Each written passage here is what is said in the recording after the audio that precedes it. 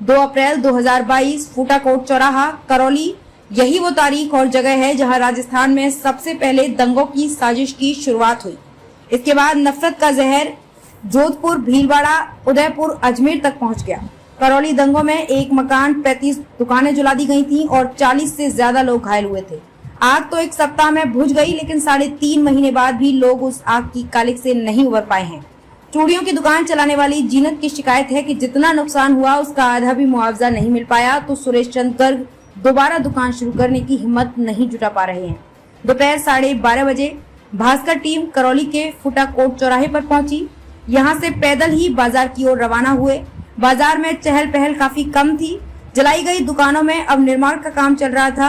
कुछ दुकानें बन चुकी हैं, उनमें फिनिशिंग का काम चल रहा था। इलाके में 50 साल से दुकान चला रहे रामजीलाल गुप्ता ने बताया कि इसी दुकान के दम पर 6 बच्चों को पाल पोस कर बड़ा किया। 2 अप्रैल को दंगा भड़का तो दुकान बंद कर चले गए थे। माहौल शांत होने के बाद लौटकर संभाला तो दुकान पूरी तरह जल चुकी थी, कुछ नहीं बचा था। 2 महीने तक घर पर बैठे रहे। 8 लाख का नुकसान हुआ, लेकिन मुआवजे में सिर्फ 3 लाख मिले।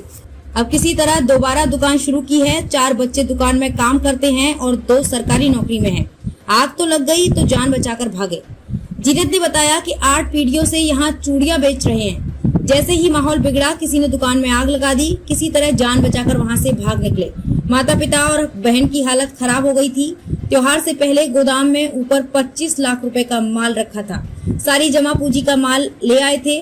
सोचा था कि अच्छा काम होगा और मुनाफा होगा। सारी उम्मीदें राख हो गई। जितना नुकसान हुआ उसके मुकाबले कुछ भी मुआवजा नहीं मिला। कई पीड़ितों को अपने घर में रखा। मोहम्मद उमेद ने बताया कि जब पता चला कि दंगे हो रहे हैं तो भागकर बाजार में गया। देखा दुकानें जल रही थी, लोग बदहवास भाग रहे थे।